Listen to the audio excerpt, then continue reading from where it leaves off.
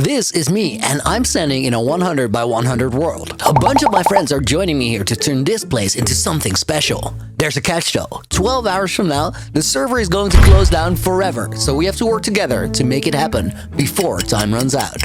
Oh, there's one more rule. If you join a server, you have to leave it better than you found it. Yeah, so these might not be the right friends. I decided to log on to the server a little bit early to start getting some early resources. The moment I joined, that plan immediately failed. After logging in, I saw arrows and tridents flying everywhere. If we can't save these villagers, that's going to set us back massively right from the start. So I will have to kill these guys at any cost.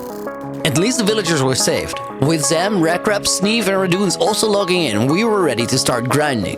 But then I realized this might be the only moment where I'm able to kill any of these guys. Oh, bad choice. You fool. Luckily, this video is sponsored by Buff. If you're like me and you spend a small part of your week playing Minecraft, but you still need to get good, you should probably download Buff. To stand any chance against these guys, I need to step up my training. And if I do that over on Hypixel, I can earn free stuff while doing it.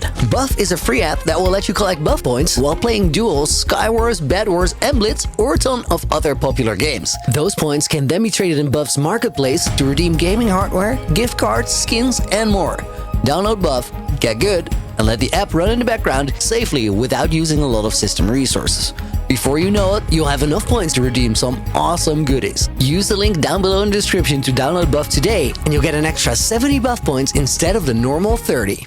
Unfortunately, I have not been practicing enough, so I am definitely going to die here. But right as Reddoons was about to kill me, Rakrap saw an easy target. Rudy attacked me first. I was self-defending. I don't think I should pick too many fights with these guys. After this incident, everyone got to work and was out gathering resources and grinding progress, except for Reddoons.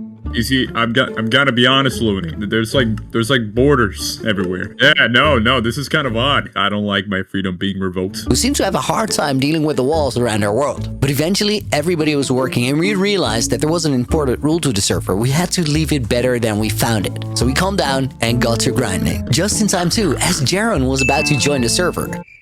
Now, Jaron is a veteran 100 by 100 player, as he's been locked in his own 100 by 100 world that turned into a really cool place, but he may have been stuck there for a little too long. First thing Jaron did was bring me to the edge of the world to break free of our world border. A minute later, everyone was standing at the edge of the world because we had to get this pig inside. But after that minor distraction, we finally got to work. Until night came around, and all everyone could think about was getting a music disc.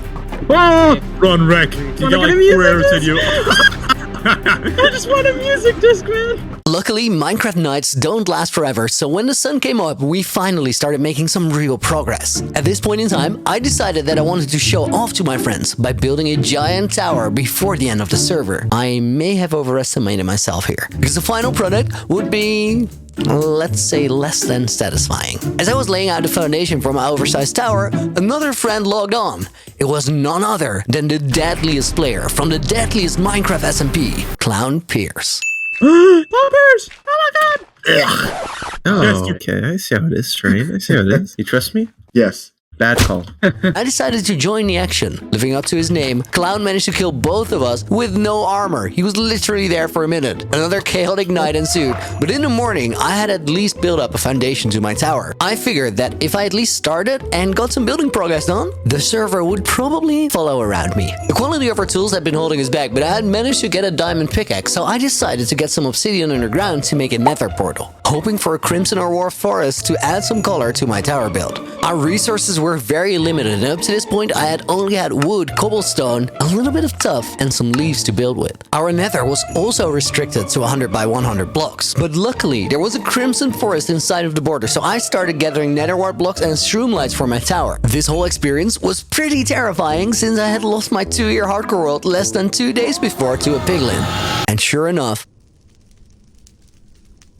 Oh, no. that's a big F. I got stuck in a death loop for the first time since I started playing Minecraft, an event that everyone online found pretty entertaining. Finally I had the resources and I started building up the frame for my tower. Meanwhile, Clown was building his tower right next to mine. He was much smarter about it though, as he chose to make a more reasonable sized construction.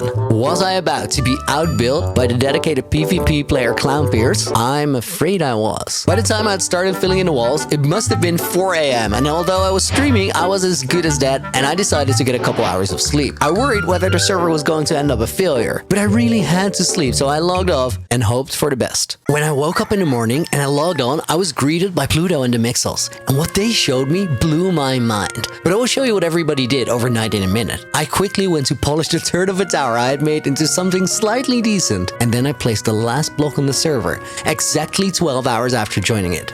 What I saw around me was quite wonderful. Right out of my front door, you would find the iron farm and the villager breeder. Jaron had a signature llama right next to a boat and Pluto's beautiful house. Then there was a parkour tree, which turned out to be rather challenging. But after a few tries in the morning, I did eventually make it all the way up there.